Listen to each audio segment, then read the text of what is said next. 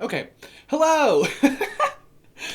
My neighbors were outside and they were like really loud and I wasn't sure if it was going to pick up. So, hello! How are you? Um, so, ramble video as usual. And this is about Christianity, which we've made several videos about on this channel. There's a playlist actually devoted to stuff about the Abrahamic faiths on this channel.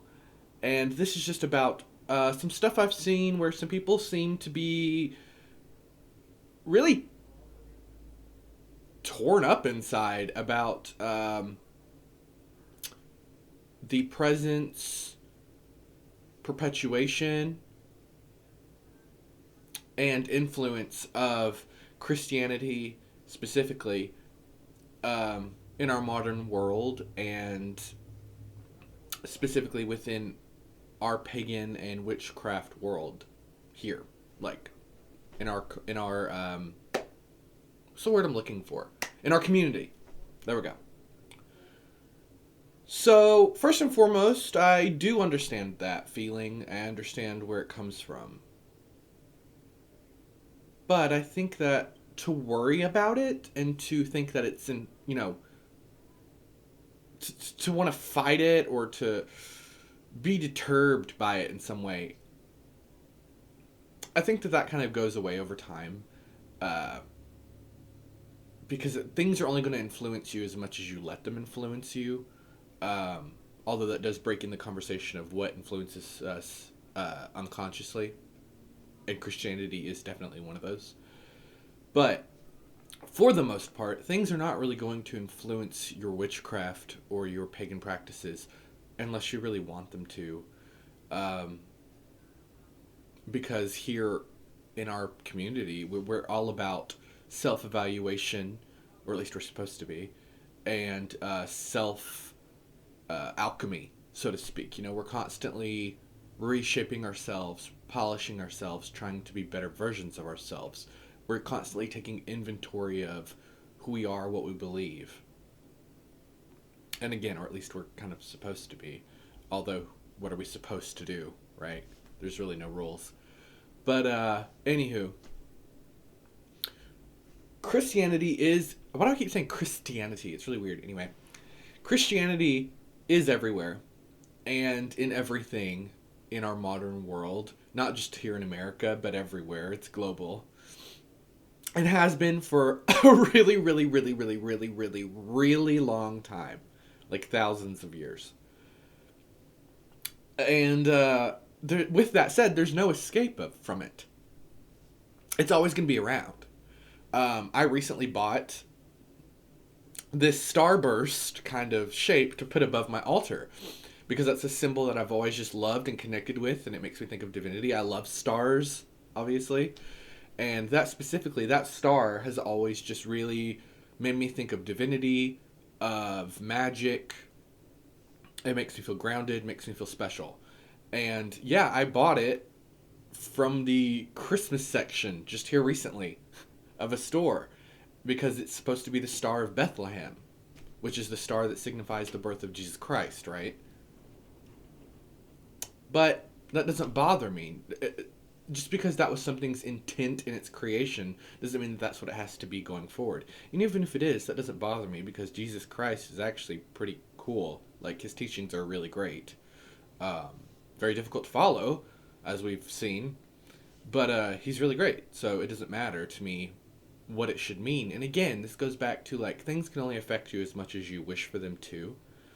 And symbols, specifically, inherently on their own really have no meaning. It's what we as human beings ascribe to those symbols. And so with that said, Christianity does mean a certain thing, definitely, overall in our modern world, but Christianity, like everything, means something different to certain individuals and certain different sects of Christianity, etc., etc. But even within those sects or denominations, we'll say, of Christianity, the individual people within those denominations see Christianity differently. And that's the beauty of humanity, and that's the beauty of all religion and spirituality, is that it really is completely different for each individual person, even if those people do come together as a group and say this is what we believe. Um, I I don't think it's, well, let me start over. So, initially getting into paganism or witchcraft or whatever you want to call it, you do, most all of us want to completely leave any Christian influence behind because that's most of us is where we came from. And I understand that, and I do think that's important in the beginning to kind of divorce yourself from that and to explore this new stuff. You know, new ways of looking at the world, new views of God, goddesses, etc. New morals and ethics and all of that. And I understand that. New creation stories. It's very exciting and very fun. However, and this is, I think, a problem that a lot of atheists can run into too, you run so far from something without resolving your feelings towards it that it monopolizes you, it consumes you. Like, it works backwards, you know? That energy flow. And so suddenly you just become obsessed with tearing down Christianity, and you completely neglect your own path you're on now because you're so obsessed with destroying someone else's path. Do you know what I mean? And I see that a lot in our modern pagan community here online, and I think that's a shame. No one's safe from it, though. Christians are constantly trying to tear down the paths of other people. It's human nature to be very clannish and tribal, and once you join a group, it's just human nature to want to destroy all other groups and preserve and strengthen the group you're in. I get that. It's in our primal lizard brain to do that.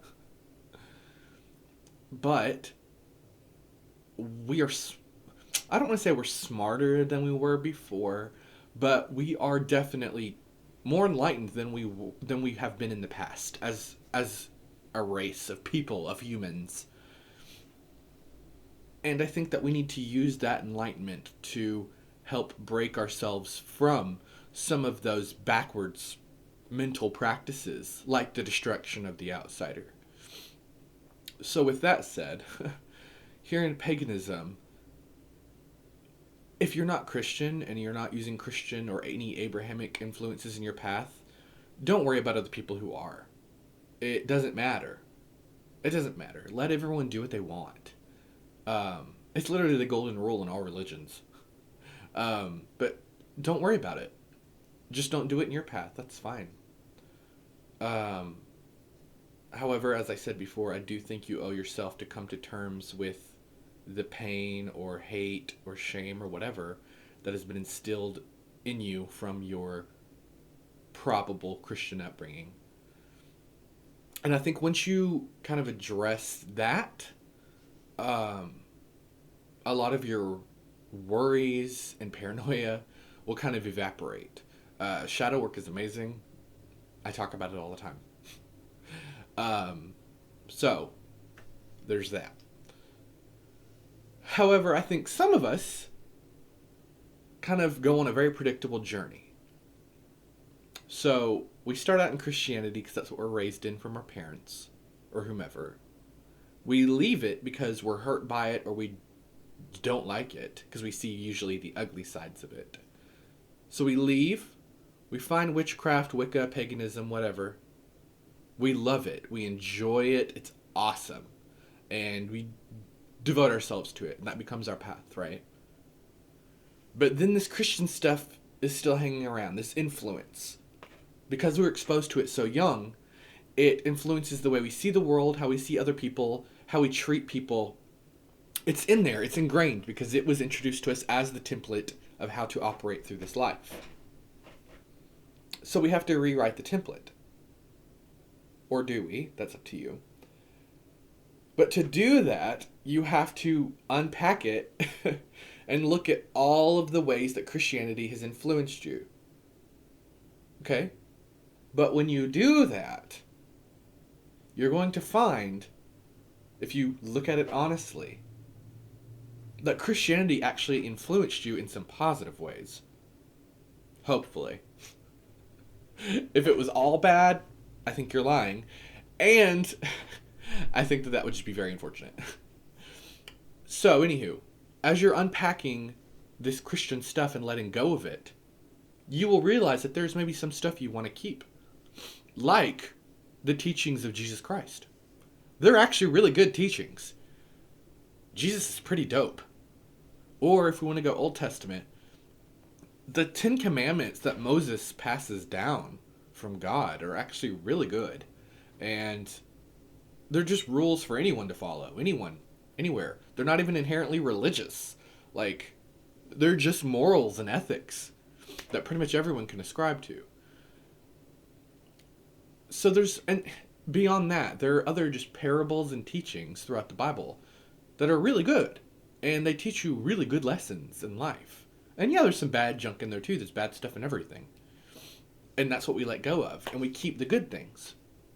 Maybe you were also just touched by the community that you were raised in because you saw how everyone could come together and love each other and have compassion for everyone.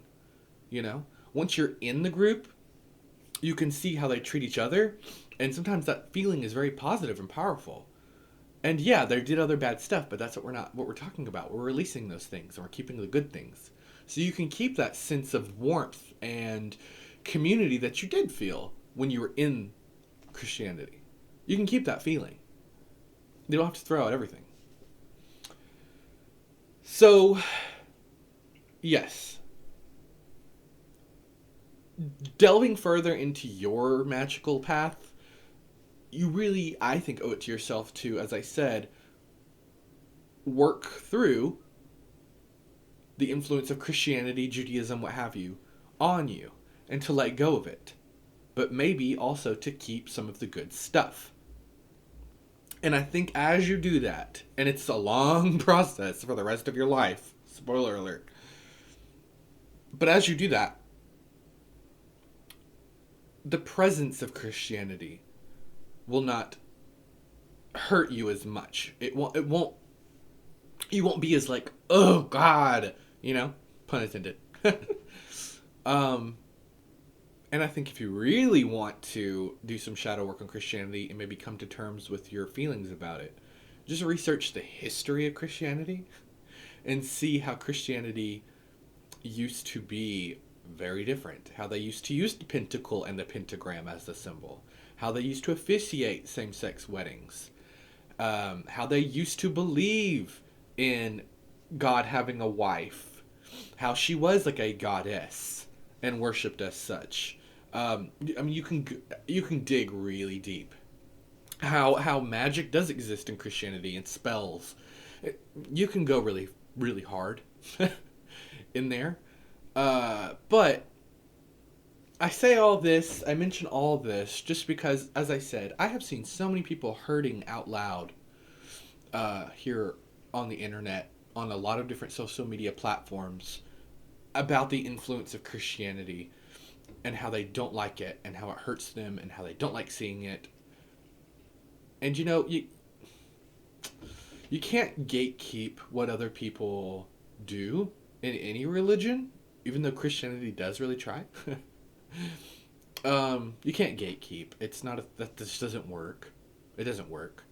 And it doesn't work here in paganism. And no matter how far you try to run from Christianity, Christianity is here to stay.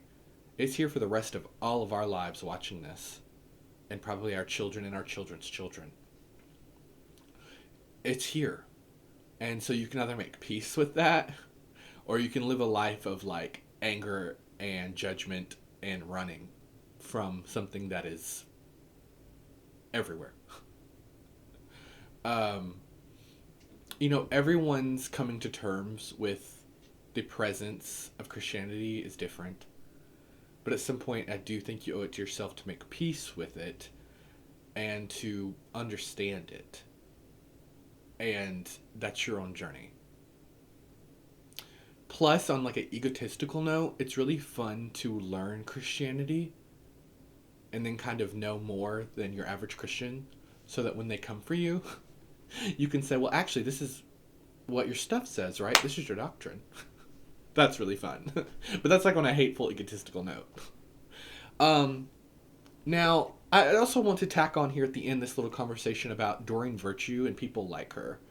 So, yes, Christio-paganism exists. Yes, you can be a witch or a warlock or a root worker or whatever and use Christianity but not be of Christianity. That's perfectly fine too. You can work with angels or angel imagery and not even work with angels. All of that. All of that. You can also use things from people who are no longer okay with what they created. You can still use it. You can still use it. You can still partake in it. Uh, if you have the ability to separate the art from the artist, so to speak, you can participate in anything. But that's completely up to you. Um, Completely up to you. But that she's just been a hot topic for several years now since she's converted fully to Christianity and has like divorced herself from everything that she's created. Even though they're still making them, printing them, and making money, and she's still getting checks from it. So, yes, I just wanted to tack that on. Just make decisions for yourself. But again, you owe it to yourself, I think, to give yourself a greater sense of understanding and peace and strength by doing shadow work on your Christian, Judaic, Islamic influences. Or what have you. If you were raised Buddhist and that hurt you, shadow work it, Come to terms with your upbringing and with the influence of the religions around you. Don't just fight them and don't just pigeonhole yourself and try to work through this life surrounded by all of this, because that's going to be harder too. Live in the world. Live in the world. Don't just try to live in your own little world, because you're missing out on so much magic that way. Okay? I hope this video made sense. Who knows? But thank you so much.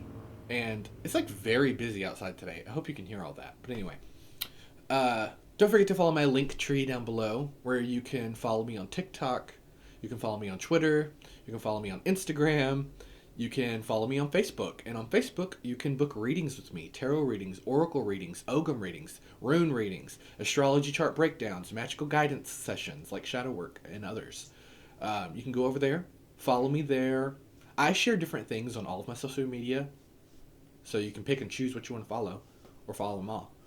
But every social media platform gets some of the same content, but also gets specific content. So, there you go. Don't forget to subscribe to me here, and to like this video. And remember, you can also follow my Linktree's Spring account, where you can get merch like this. This right here. You can get shirts, tank tops, leggings, hoodies, all kinds of things in any color you want. And this is the Evil Eye collection, which features Gaelic on the back of the Evil Eye. But you can also just shop Nerdy Warlock merch too, which has like a spiral on it. Anywho, thank you so much, and goodbye.